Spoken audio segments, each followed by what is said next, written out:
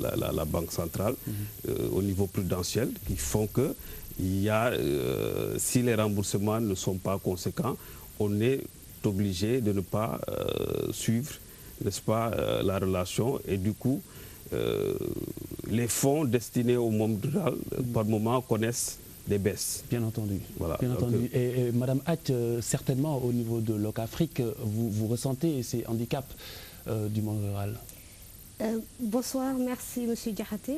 Bonsoir aux invités de cette émission et aux téléspectateurs de la TFM. Alors, pour ce qui est de Locafrique, qui est un établissement de crédit, disons, on pourra voir ça sous un autre angle. Parce que nous octroyons nos financements sous forme de leasing, de crédit bail, où l'acteur, le paysan, bénéficie d'un matériel, d'accord, qu'il utilise durant une certaine période, payant des redevances ou des loyers, comme on l'appelle dans le cadre du leasing, et une valeur résiduelle jusqu'à la fin du contrat. Alors, ce qu'il faudrait comprendre dans le système du leasing, c'est que c'est clair, il y a un problème dans la mécanisation. Mais nous, dans notre process, nous nous assurons de suivre le matériel mis à disposition. Qu'est-ce à dire? Quand le paysan reçoit le matériel, il doit d'abord être accompagné. Alors, qui dit accompagné, vérifier est-ce que les semences sont arrivées à temps. Donc, c'était l'idée aujourd'hui d'interpeller le représentant du ministère de l'Agriculture et de l'Équipement sur la mise à disposition de ces semences en qualité et en prix confortable. D'accord. Donc, pour dire que c'est toute une chaîne de valeur à côté de cette mécanisation. Chaque maillon a un rôle décisif. A un rôle décisif qui permet de sécuriser ce matériel mis à disposition. On se rendra compte que le matériel agricole, quand on parle d'industrie, pas d'agriculture familiale, c'est du matériel lourd qui coûte très cher quand on parle de moissonneuses, tracteurs, offsetage, unité de rizerie. Donc, il est important que cette chaîne de valeur soit bien maîtrisée pour que cette mécanisation même ait son sens dans le milieu agricole. Locafrique a eu à intervenir dans le milieu agricole depuis maintenant plus de 10 ans. Donc, c'était en 2002 jusqu'à présent. Nous avons intervenu dans le nord plus important, qui représente le grenier même de l'agriculture. Et dernièrement, nous avons étalé notre intervention un peu plus dans le sud, du côté de Kaolack et de Kolda. Globalement, on peut évaluer, surtout en 2012, on a eu à investir 2 milliards et notre ambition est d'aller crescendo sur des montants plus élevés. Mais derrière tout cela, certes, Locafrique a une position stratégique auprès des agriculteurs, mais si on ne règle pas cet environnement agricole pour rendre favorable cette mécanisation, il faut dire, comme vient de le souligner M. Cissé, on se retrouvera avec du matériel vétuste, non renouvelable, qui n'aboutira jamais.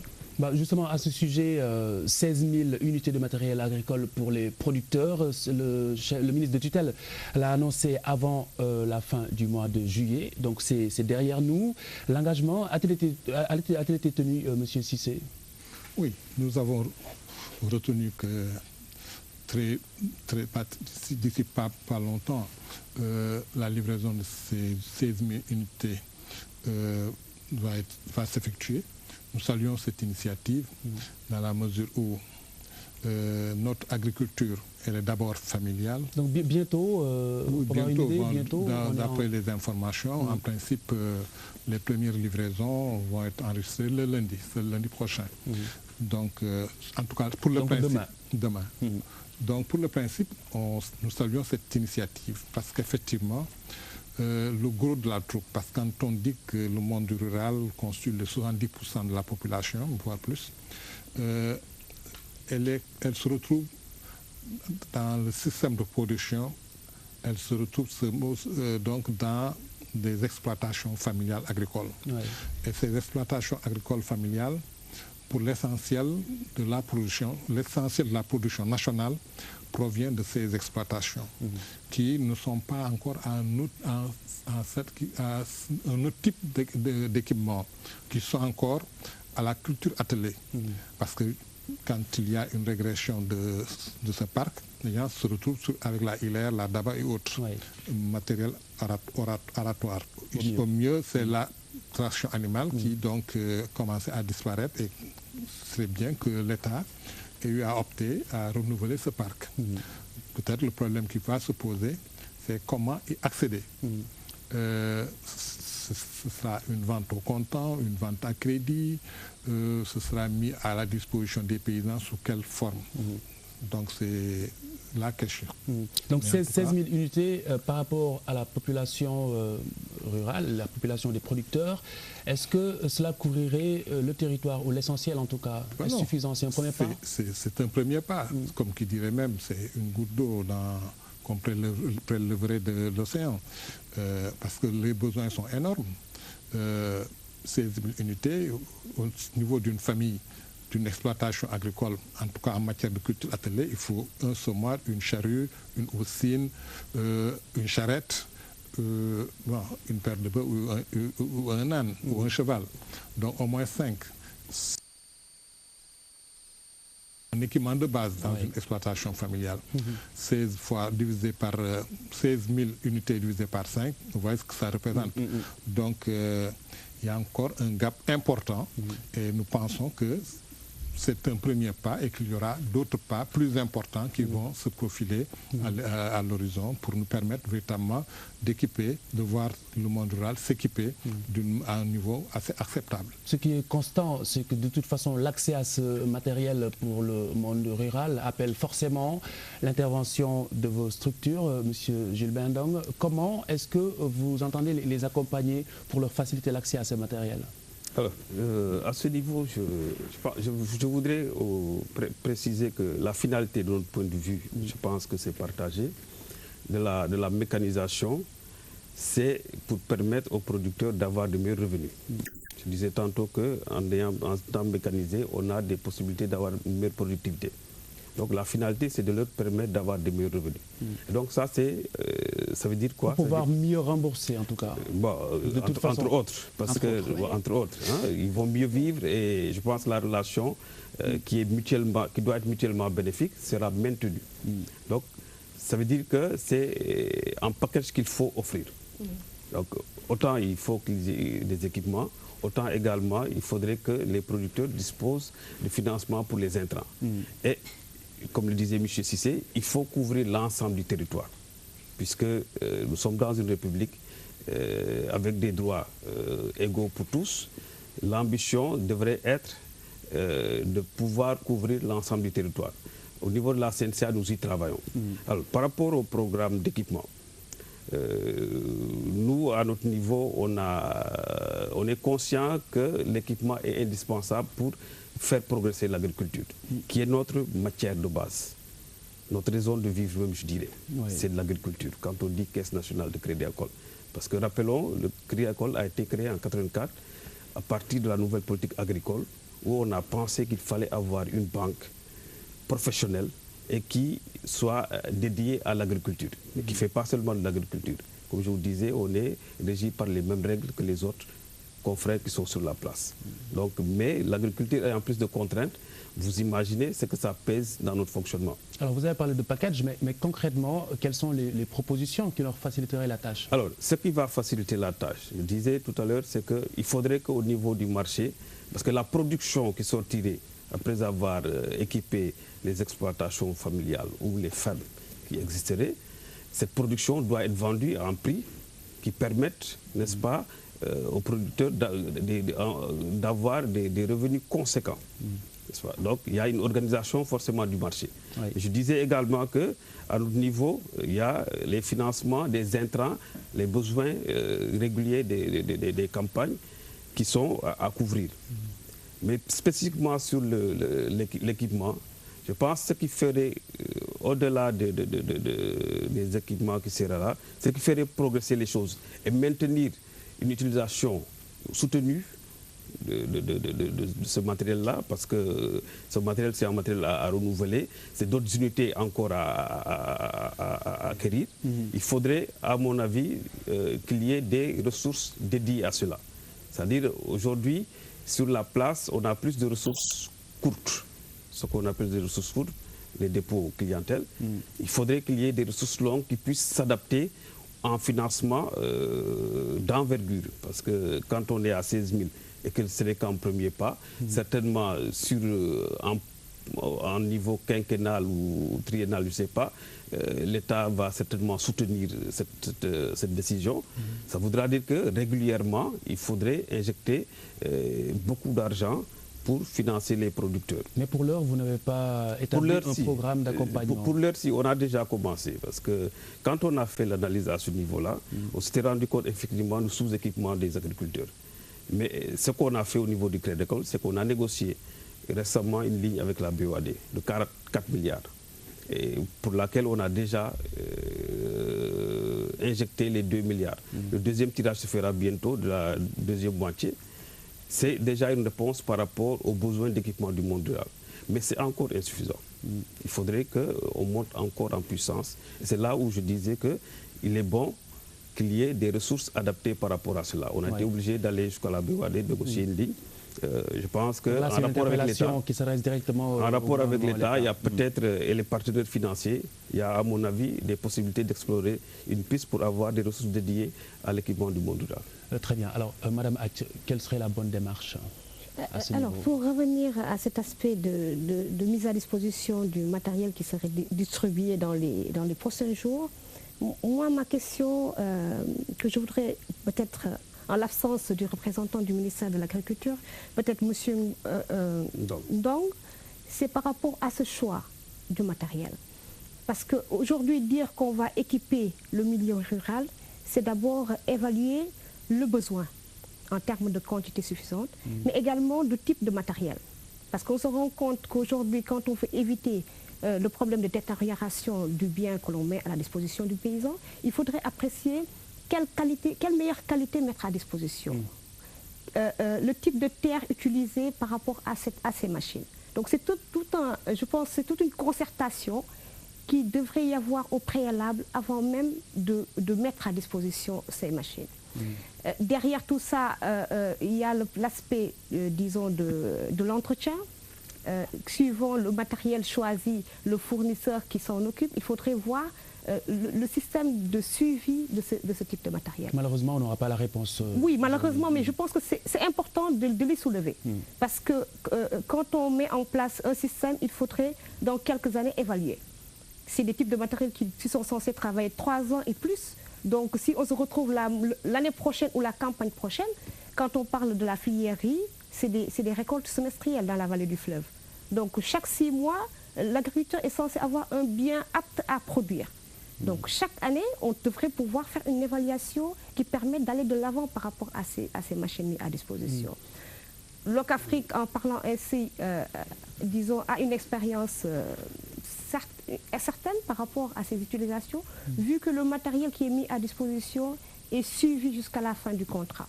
Tout à l'heure, M. Ndong a parlé des fonds dédiés. Dans la plupart du temps, on se rend compte que les paysans ont besoin de financement sur le long terme, 4 ans, voire même 7 ans, mais les institutions de crédit, très généralement, ont des ressources courtes, où les crédits sont octroyés très souvent sur 36 mois, tout au plus 60 mois. Donc je pense que c'est tout un ensemble qui est évoqué pour que cette mécanisation puisse donner les résultats escomptés. Voilà. Monsieur Cissé, qu'est-ce que vous en pensez de cette absence soulignée par Madame de concertation en amont avant justement l'acquisition de ce matériel? Oui, mais il faut retenir que le producteur, parce que nous sommes dans des organisations de producteurs, de petits producteurs, à ce niveau-là, le type de matériel ne constitue pas un problème. C'est encore la culture attelée en termes d'options. Culture attelée, donc avec une paire de bœufs, un âne ou un cheval. C'est pour en tout cas le gros de la troupe, l'essentiel des exploitants agricoles dans les zones pluviales, c'est ce matériel-là dont on a besoin.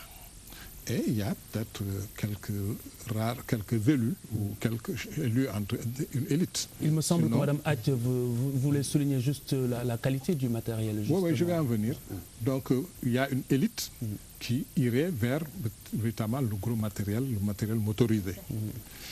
Donc, pour l'essentiel des producteurs de ce pays, c'est encore cet équipement qu'ils recherchent.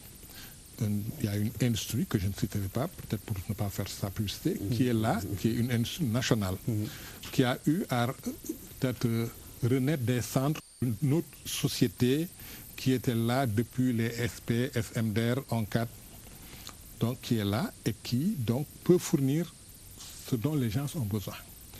Mais l'inflation, les crises ont fait que ce matériel-là, il est à un niveau de prix qui est, comme qui dirait, exorbitant. En tout cas, qui est un peu cher par rapport aux revenus des paysans. Nous y ferons tout avant la fin de ce programme. Oui. Donc, c'est un crédit qui, si la banque était, nous saluons au passage les efforts que le Crédit Agricole effectue pour soutenir le monde agricole et rural, nous en sommes très conscients, surtout au niveau du CNCR. Nous ne cessons de le clamer haut et fort un peu partout. Mais alors, on souhaiterait que l'État puisse soutenir davantage les stratégies, les politiques développées par le Crédit Agricole pour que l'équipement puisse être affecté aux paysans sur une période plus longue. Mais aussi, il se pose un problème d'organisation. Parce qu'au niveau de ce pays, le producteur, pour l'essentiel, il est dans une organisation.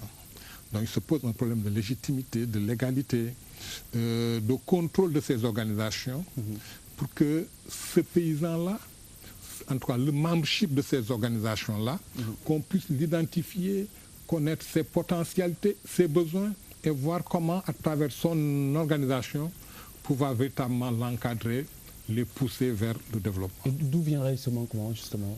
Bon, on a connu en son temps, au niveau du ministère de l'Agriculture, la direction de la coopération, qui avait en charge l'encadrement des coopératives, qui avait en charge le contrôle de ces formes d'organisation. Bon, mais avec les histoires de départ volontaire et autres, les effectifs sont réduits et même en termes de prérogatives, leurs prérogatives ont été très réduites. Bon, ils n'ont plus la politique de leurs moyens, ou de leur politique. Mais alors, les organisations ne cessent de proliférer. Ce qui a fait que les paysans, ils peuvent accéder à des crédits, peut-être pour d'autres raisons, quand bien même ils produiraient, ils ne vont pas payer la dette correctement. Et tout cela pose problème. Et donc, c'est dire qu'il y a à véritablement ausculter le membership de ces organisations, voire les plus sérieuses, et donc les encadrer, les soutenir en termes de politique nationale, et pourquoi pas les redresser et faire en sorte que leur partenariat, en tout cas les liens qu'elles devraient avoir, ces organisations avec les institutions financières, soient des liens suivis. On l'a dit tantôt, mais aussi, ce qui faisait que les choses étaient assez bien huilées, c'est qu'il y avait un système de commercialisation qui était donc un palier par lequel on pouvait contrôler les revenus du producteur et aussi, pourquoi pas, prélever de ce revenu pour régler sa dette. Justement, monsieur Ndong en parle. Vous constatez, ou en tout cas, vous soupçonnez que le paysan vient vous voir plus parce que le grenier est vide qu'il a besoin de matériel? En fait, la question, c'est plutôt, à mon avis, ils viennent... Parce qu'il a souligné, M. Cissé, oui.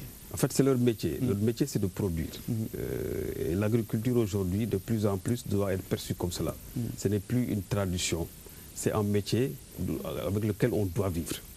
Alors, quand on dit métier, ça veut dire qu'on recherche des profits. Donc, le producteur, de mon point de vue, en tout cas, le producteur que je préfère, c'est celui qui viendrait me demander un crédit pour pouvoir produire. Parce qu'il est clair qu'il va penser au renouvellement. C'est votre rapport de toute façon naturel. Voilà. Mais comme l'a dit M. Cissé, parfois ils peuvent avoir d'autres difficultés liées au quotidien. Alors, et justement venir prétexter notre forme d'intervention permet de limiter ce genre de choses. Ça peut pas être... on n'est pas en risque zéro. Ce que nous faisons, c'est qu'on travaille le plus souvent en collaboration avec les structures de développement, celles qui existent encore, ou les DRDR, les directions régionales de l'agriculture. l'expression qu'ils envoient, n'est-ce pas, est validée par le service d'encadrement. Et quand nous, on va délivrer, au lieu de leur remettre l'argent, n'est-ce pas, on leur remet des bons pour livraison et paiement qu'ils doivent remettre à leur fournisseur de choix. Parce que ce qu'on veut s'assurer également, c'est qu'ils aient véritablement un service de qualité aussi.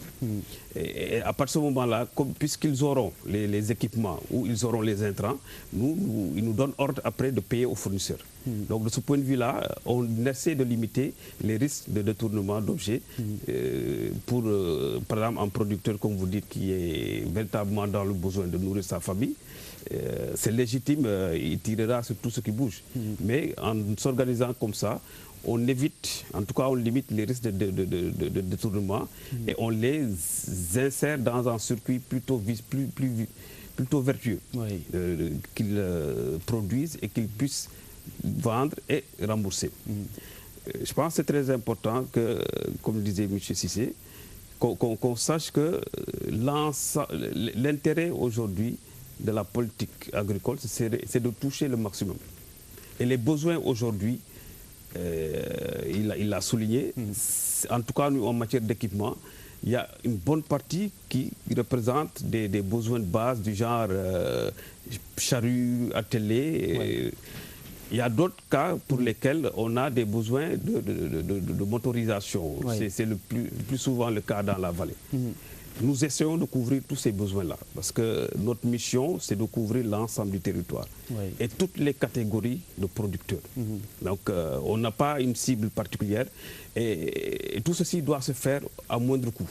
Parce que je disais tantôt, dans l'absolu, il faudrait qu'on arrive à permettre aux producteurs d'avoir de meilleurs revenus. Avoir de meilleurs revenus, c'est maîtriser les coûts de production. Et les coûts de production, les taux d'intérêt y concourent. Donc, il ne faudrait pas, dans notre approche, qu'on ait après des coûts d'approche qui sont exorbitants, puisque si c'est le cas, on les répercuterait aux producteurs. Autrement, c'est des pertes cumulées et du coup, on devrait disparaître. Donc, l'approche aujourd'hui, c'est de faire en sorte que les coûts soient les mieux maîtrisés possibles. Et pour cela, on s'adosse donc sur les structures de développement qui existent au niveau du ministère, DRDR, les sociétés qui sont encore persistantes ici, genre Sodefitex, SAED, etc., avec lesquelles nous collaborons pour que, au niveau des organisations, effectivement, M. Cissé l'a dit, il y a le problème de la disparition des structures coopératives, en tout cas l'encadrement coopératif. Mais on essaie de pallier cela avec Elancar, la SAED, la Sodefitex, etc., avec lesquels nous nouons souvent des partenariats, on signe des protocoles pour qu'ils puissent, n'est-ce pas, œuvrer en destination des producteurs. Parce qu'en fait, c'est là leur mission également.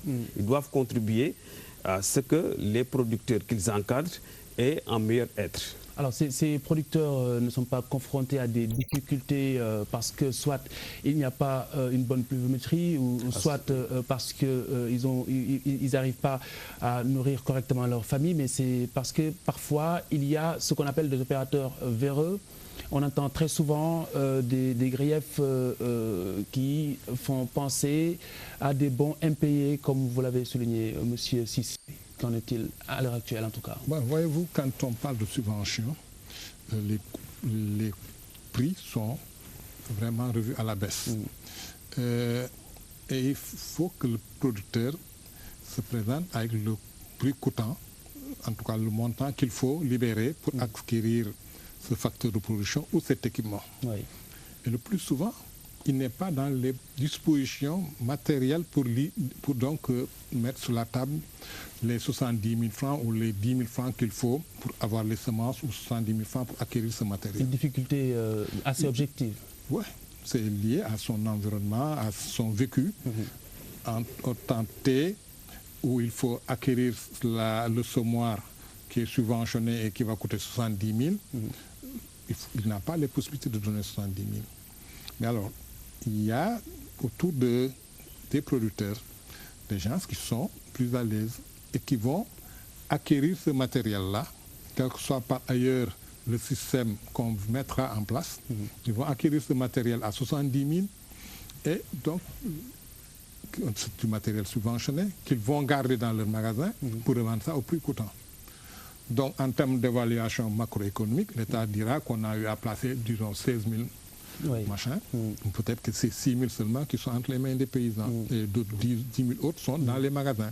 C'est dire donc qu'il faut que l'État, en tout cas quand il s'agit de produits ou de matériel subventionnés, qu'il développe un partenariat avec les organisations qui sont en place. Les organisations coopératives, les GIE, les autres groupements qui sont bien encore en place et qu'il faut peut-être encadrer, contrôler, suivre de plus près, mais que ça soit véritablement les partenaires pour développer ces politiques d'équipement ou d'affectation. Alors, Madame Aït, comment est-ce que cela se traduit-il à votre niveau?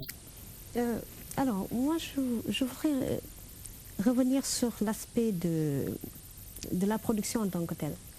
Quand on sait que le programme national d'autosuffisance alimentaire en riz, on est sur les horizons de production de plus de 1 million de tonnes de riz pour assurer l'autosuffisance alimentaire dans le moyen ou court terme. Donc cette mécanisation porte sur de gros porteurs. Ce n'est pas une production familiale, c'est une production industrielle. Donc par rapport à cela, cet équipement ne peut provenir très souvent soit que de subventions de l'État ou des institutions de crédit. Donc par rapport à cela, les paysans qui ont besoin de ce type de matériel doivent être dans un environnement qui puisse leur permettre d'acquérir et maintenant de payer. Justement, quand ce n'est pas le cas, comment est-ce que cela se traduit chez vous? Bon, quand ce n'est pas le cas, pour Locafrique, dans le cadre du Crédit Paille, c'est moins compliqué, je vais dire. Parce que le matériel que l'on donne, comme je l'ai expliqué tantôt, est suivi depuis la mise en place jusqu'à la fin du contrat. Qu'est-ce à dire? Quand le client obtient le matériel, l'utilisation pour chaque campagne est suivie. Le fournisseur qui met à disposition cette machine a l'obligation de maintenir, d'assurer la maintenance du matériel jusqu'à la fin du contrat. Donc très souvent, je ne vais pas dire qu'on a un risque zéro, mais on sécurise notre investissement. Derrière tout cela, ce qu'il faudrait aussi soulever, pour ne pas parler de la formation des paysans, c'est disons un accompagnement de ces paysans. À titre d'exemple, je vais prendre un exemple d'un paysan qui, au moment de finaliser un contrat, demande à ce que le fournisseur lui fasse la formation pour son fils, qui n'a jamais conduit un tracteur. Donc ça, c'est des problèmes qui sont là, qui sont des vécus, que les institutions de crédit vivent. Donc il faudrait essayer de sécuriser pour assurer la pérennité du matériel agricole. Très bien. Alors, à quel moment est-ce que vous pouvez intervenir sur cette question de la formation? Voyez-vous, autour de cette table, nous sommes en train de parler de différentes agricultures. L'agriculture de la vallée, l'agriculture de la Sodefitex, le coton, qui certainement a des relations assez bonnes avec la banque, parce que vous produisez le coton, vous n'avez pas un autre endroit où le vendre, sinon à la Sodefitex. Donc, très certainement, ces relations, les relations de ces producteurs entre la Sodefitex et la caisse sont au beau fixe. Ça ne m'étonnerait pas que ça soit au beau fixe. Avec donc Locafrique, c'est une autre réalité qui fait que, effectivement, si quelqu'un ou un groupement accède à cet équipement, le groupement est suivi, potentiellement il est dans un élan de production qui lui permet de s'acquitter de ses obligations par rapport à Locafrique. Mais l'autre agriculture, c'est l'agriculture pluviale. C'est combien de régions, donc une masse critique, en tout cas importante de la population qui donc vit dans ces espaces-là. Et qui donc sont confrontés pour l'essentiel à l'accès aux équipements, au renouvellement de leur parc d'équipement. Alors Madame Hadj a souligné une question essentielle, la formation. Vous, à quel moment justement, du début jusqu'à la fin, est-ce que vous pouvez intervenir pour le faire? Nous, en tant qu'union ou CNCR, nous n'intervenons pas dans la formation en tant que telle, mais nos membres, nos démembrements qui ont besoin de formation, comme Madame a le dire, donc vont s'adresser à l'OCAFRIC ou donc aux services étatiques qui sont encore là et qui peuvent donc prodiguer une formation ou des explications par rapport à l'utilisation. Vous pourriez peut-être intervenir en termes de sensibilisation ou de mobilisation. De conscientisation surtout, parce que, comme on se plaît à le dire au niveau du CNCR, on monte du doigt, mais on ne cesse de faire notre autocritique. Très bien. Pour dire aux gens qu'effectivement, la dette, il faut la payer. Il faut s'endetter, mais il faut payer, parce que ça nous permet véritablement de développer des partenariats solides avec les institutions financières. Et on ne peut pas faire de l'agriculture sans le crédit, parce qu'effectivement, les ambitions sont là, mais il faut un soutien financier. Et le but, c'est d'accroître la production agricole, et la motorisation semble en tout cas beaucoup plus efficace. Voici un producteur de Darou Longué dans le département de Nioro. Il s'appelle Bara Ndiaye. Bara Ndiaye exploite 35 hectares. Son tracteur a donné un sacré coup de fouet à son rendement. Il a même le luxe de louer sa belle machine. Aujourd'hui, il est sollicité dans tout le département de Nioro. Daniel Diouf l'a rencontré. Bara Ndiaye, le producteur épanoui. Son bonheur dans ses 35 hectares d'exploitation de maïs, de petits milles et d'arachides. Sa joie, c'est surtout de pouvoir valoriser toutes ces surfaces grâce à ce tracteur, ce qui était impossible avant son acquisition.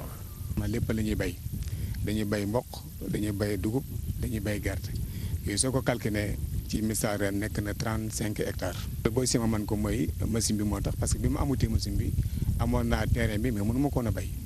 Depuis l'acquisition de ce tracteur, sa production a augmenté. La motorisation, selon lui, est d'une importante utilité aussi bien pour son village Lougué que pour le département de Nioro.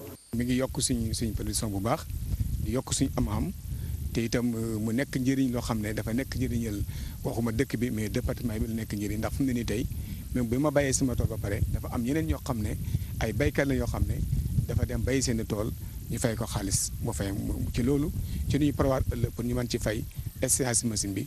Bara Ndiaye souhaite se mettre à la modernisation effective. Seulement, le financement pose problème. Voilà qui explique que ce producteur allie la culture attelée et celle motorisée. Le semoir traditionnel utilisé à défaut de la technologie adaptée au tracteur.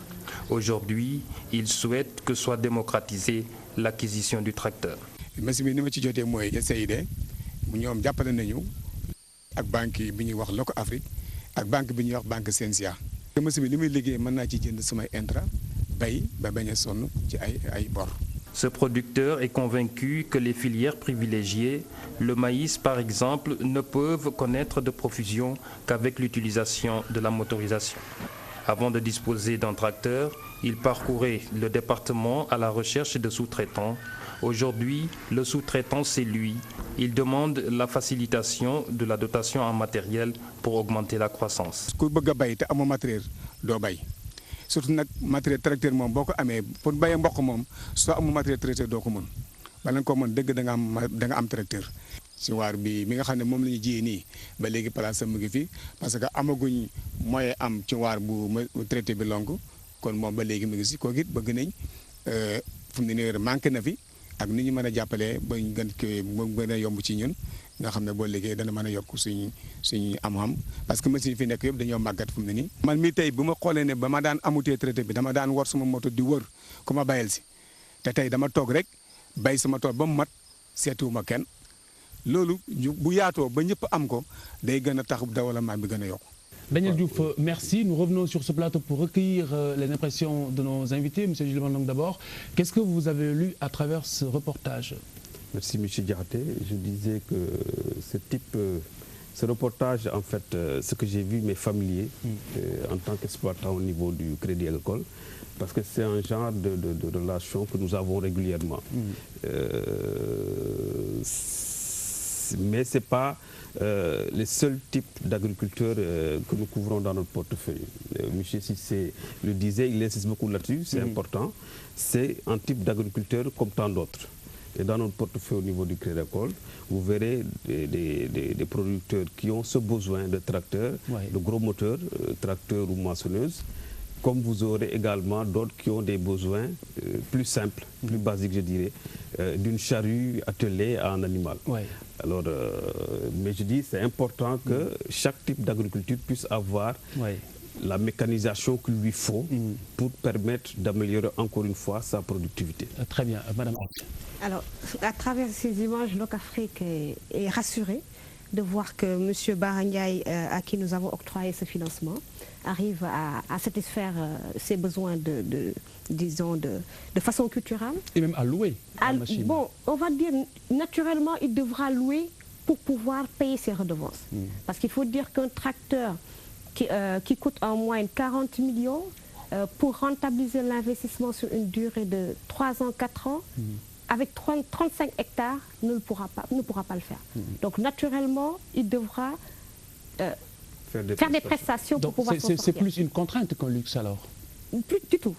Pas une contrainte. Parce qu'il faut dire qu'avec les moyens rudimentaires, le paysan fait, disons, 1 hectare en une journée.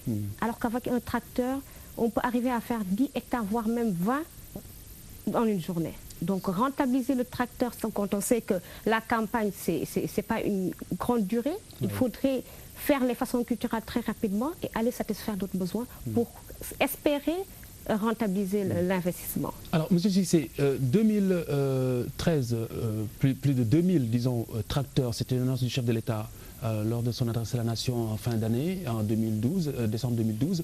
Où est-ce qu'on en est et est-ce que c'est réalisable? C'est réalisable parce que ça va se dénouer dans le cadre de la coopération étatique de l'État sénégalais par rapport à l'Inde, au Brésil ou à la Chine. Donc c'est réalisable, c'est des crédits, à mon avis, à ma bonne compréhension, qui vont s'étaler sur plusieurs décennies. C'est bien, mais ça ne résout pas le problème de l'agriculture, en tout cas sénégalaise, qui encore est en quête de charrues, de paires de bœufs, de semoirs, parce que pour l'essentiel des exploitations familiales, le problème se situe à ce niveau-là d'abord. Nous saluons les efforts de M. Barangay, qui a été tout de suite exposé. C'est un modèle. En tout cas, pour nous, c'est encore un agriculteur privilégié qui, en 3-5 ans, doit payer 40 millions. Vous voyez que ce n'est pas évident. Pas donné, mais s'il y avait la bonne organisation, si l'État s'appuie sur les organisations coopératives, sur les groupements, les GIE et autres, qui sont là et qui existent bien là, on aurait équipé ces grands ensembles et qui pourraient véritablement, à leur niveau, gérer d'une manière collégiale ces instruments. Alors, à vous entendre, M. Cissé, l'État n'implique pas suffisamment les acteurs de la production? Non, depuis quelques années, depuis une vingtaine d'années, c'est la déroute. L'interlocuteur de l'État ne sont plus ces organisations de producteurs. C'est plutôt des présidents de communautés rurales, une certaine élite au niveau local. Et donc, c'est par exemple pour les semences, par exemple, on amène le stock au niveau d'une entité, de la communauté rurale ou d'un village. C'est tous les citoyens qui disposent d'une carte d'identité qui peuvent accéder à ces produits subventionnés. Les semences, le matériel aussi, ça va être la même chose. Et le paysan qui n'a pas les moyens va trouver une autre combine pour véritablement accéder à ce matériel subventionné et qui ne va pas bénéfique. Et qui ne va pas lui profiter parce que c'est un matériel subventionné, un semoir à 40 000 francs qu'il faut libérer. Il n'a pas 40 000 francs, mais à côté, il y a quelqu'un qui peut lui donner 50 000. Il va acquérir le matériel, le remettre à ce monsieur et garder par devers lui les 10 000 francs pour régler un problème quotidien. Vous voyez, donc tout cela aurait pu être évité si véritablement l'État reprenez en main ces organisations, voir leur légalité, leur légitimité, voir leur membership, contrôler véritablement si ces organisations fonctionnent régulièrement, normalement, pour ensuite seulement en faire des partenaires privilégiés. Parce qu'on ne peut pas faire du développement, en tout cas, sans se reposer sur des organisations qui fonctionnent correctement. Alors, autour de cette problématique du matériel agricole dans le monde rural, ce qui est constant, c'est que la mécanisation viendrait compléter ou au mieux remplacer la traction animale. Les objectifs du gouvernement sénégalais ne sont pas utopiques, n'est-ce pas, Monsieur Cissé? La mécanisation peut tout à fait les concrétiser. C'est du moins le sentiment des concessionnaires et des fabricants, mais certaines conditions s'imposent. Suivez plutôt ce sujet de Daniel Diouf. La solution de la mécanisation pour moderniser l'agriculture met d'accord tous les fabricants de technologies attelées. Selon eux, la traction animale comme moyen de substitution aux agricultures manuelles peut contribuer à l'augmentation de la productivité. D'ailleurs, l'expertise locale est à même de contenir toute importation de matériel agricole. bu ñu la joxee matériel mën ngaa béy 2 hectares ba dina dem juróom-ñetti hectares ci yenn équipement yi ak yenn peeru nag wala leneen. bu fekkee ci matériel bi ñuy defar bu traction animale kooku moom benn matériel mën naa tayeeti di jóge bitim réew. Comment obtenir qu'un programme agricole se déroule dans de bonnes conditions? Pour ce directeur technique, il faudrait une bonne maîtrise du temps dans l'élaboration des commandes. Ceci permettrait d'éviter tout retard dans la fabrication et donc dans les livraisons, puisque la matière première est importée. Condition bi nga xam ni daal ci la ñu gën a mën a liggéeyee pour matériel beggandi disponible maanaam avant muy taw mooy ñu teel a fagaru ñëpp ñi war a fagaru pour ñun ñu mën a jot ordre yi nga xam ni moo ñuy permettre ñu liggéey matériel. Pour les concessionnaires également, il est nécessaire de déterminer ses besoins en matériel selon la taille et le type de surface à exploiter. Les tracteurs de grande puissance sont nécessairement destinés aux gros producteurs. Le type de matériel est fonction de la taille de l'exploitation. fekkee ni wàllu tracteur la am na ñu naan gros producteur ñooñu danañ ko soxla lool waaye am na aussi ñu naan petit producteur yoo xam ni léegi dañ leen di dajale mënoo am tool boo xam ni matul 10 hectares ngay jël tracteur boo xam ni dafa mën a def fukki hectares par bis. Le gouvernement du Sénégal vise l'autosuffisance alimentaire à l'horizon 2017. Les filières privilégiées, le riz et le maïs. Chez les concessionnaires, on reste convaincu qu'il n'y a pas 1000 voies. Le passage à la mécanisation s'impose, même si l'acquisition du matériel n'est pas donnée. Mécanisation bi dafa nekk vecteur boo xam ne vecteur bu am doole la moom rek moo ñu mën a permettre tey fi ñu toll nii ñu ne bu ñu demee horizon 2017 dinañ atteindre autosuffisance alimentaire parce que bu dee dañu war a yokk surface bi te amuñu jumtuwaay yu doy du ñu dem. Les solutions proposées aux producteurs sont accompagnées de services après-vente, une assistance, des conseils, de la formation sur le matériel fourni. Paysans yi gën a soxla mooy maanaam nga taxaw leen ci seen équipement jàppale leen mais itam former leen ba ñoom ñu xam li nga xam ne moom la ñuy liggéeyee ba lépp loo xamante ne soxla nañ ko ñu kile ko ndax gis nañ ci ay rendement yu bare. Pour nga gis béykat bu mun a dajale alal bi yëpp pour mun a jënd matériel dafa xaw a jafe. Ku mel noonu boo koy jox da nga koy jox loo xam ne loo xam ne seet nañ ko bu baax méngoo na ak koom-koomam mais méngoo nekk na aussi lu dëgër loo xam ne dañ ko mun a topp. Accroître la productivité du travail des agriculteurs est une nécessité absolue. Plusieurs raisons à cela. D'abord, permettre de mieux nourrir les populations. Ensuite, produire des denrées compétitives. Et enfin, freiner l'exode rural des jeunes. Alors, Monsieur Cissé, le matériel agricole, pour la plupart du temps, nous vient de l'extérieur. Alors, est-ce une bonne solution? Y a-t-il une alternative à cela? Parce que de toute façon, cela alourdit les coûts et rend l'accès beaucoup plus difficile. Oui, il y a une alternative qui est là. C'est cette industrie locale, nationale, qui produit du matériel dont l'essentiel des paysans sénégalais, en tout cas ceux qui sont dans les zones à culture pluviale, n'ont besoin que de ce matériel-là d'abord pour se remettre à niveau. Parce que, comme on a eu à le dire, depuis 1980, la tendance était à la baisse et même à la disparition de ces équipements-là. Et les gens étaient revenus à des instruments antiques. Donc, cette industrie peut véritablement, si elle est soutenue, renouveler ou remettre à flot le parc des équipements au niveau des familles. Et c'est d'abord cela, mais aussi les tracteurs, effectivement, dans la vallée, ils ont besoin de ces grosses machines. Oui. Et que, fort heureusement, il y a une société qui est là pour accompagner la caisse. Donc, en termes de garantie, la Caisse nationale du crédit agricole, on ne peut que s'en féliciter. Mais il faut se dire que pour l'essentiel, sur, disons, si je peux me permettre, sur 10 paysans, les 7 sont encore au niveau de...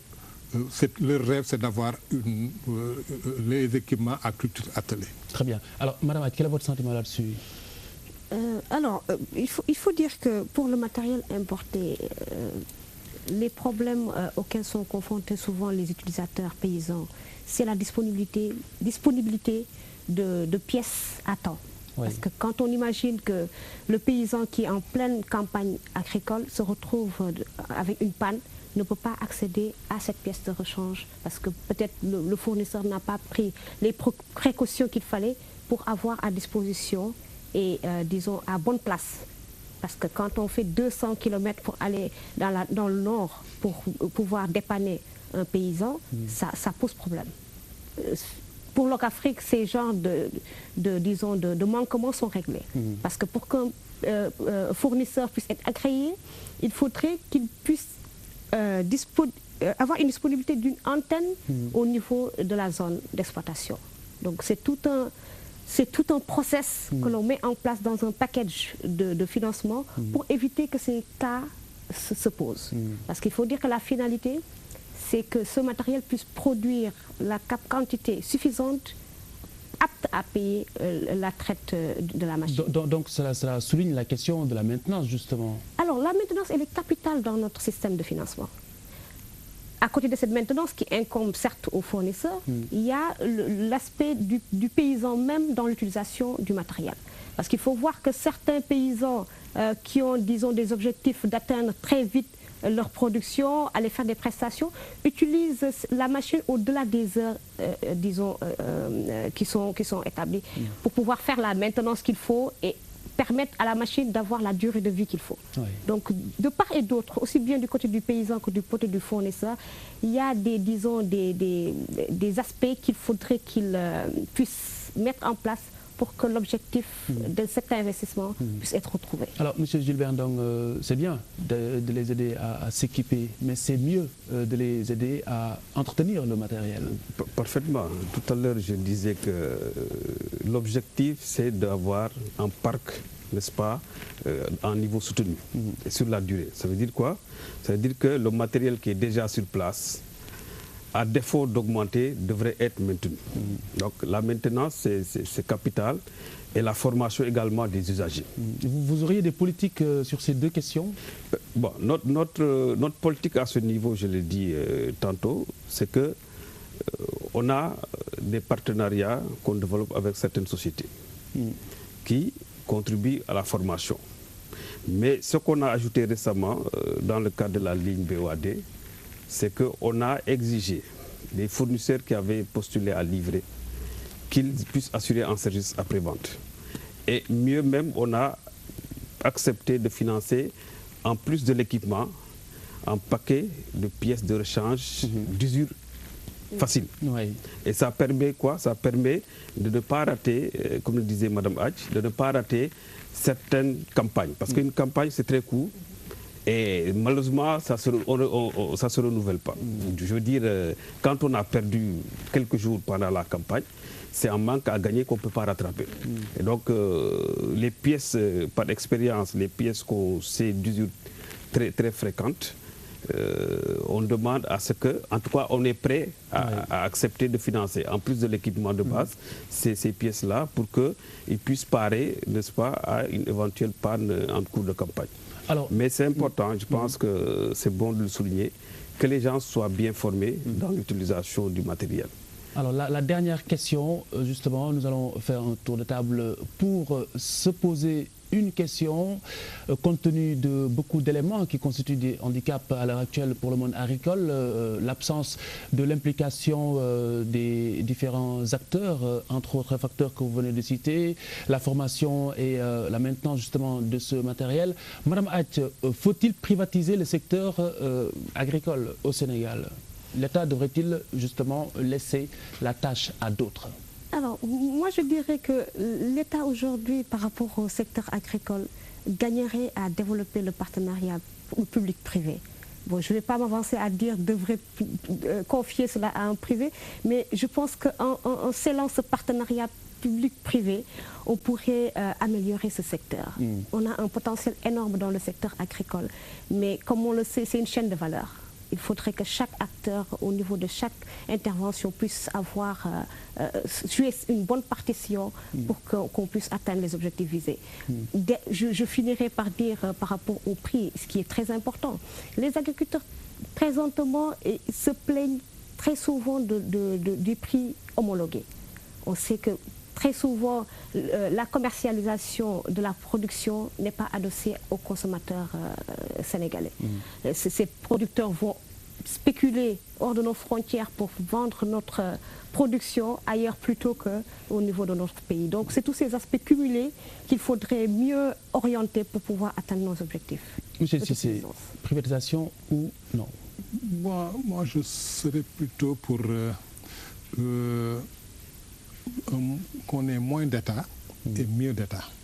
En sens que l'État ne peut pas se désengager totalement de l'agriculture, qui est peut-être une mamelle essentielle pour notre économie. Et donc, tout simplement que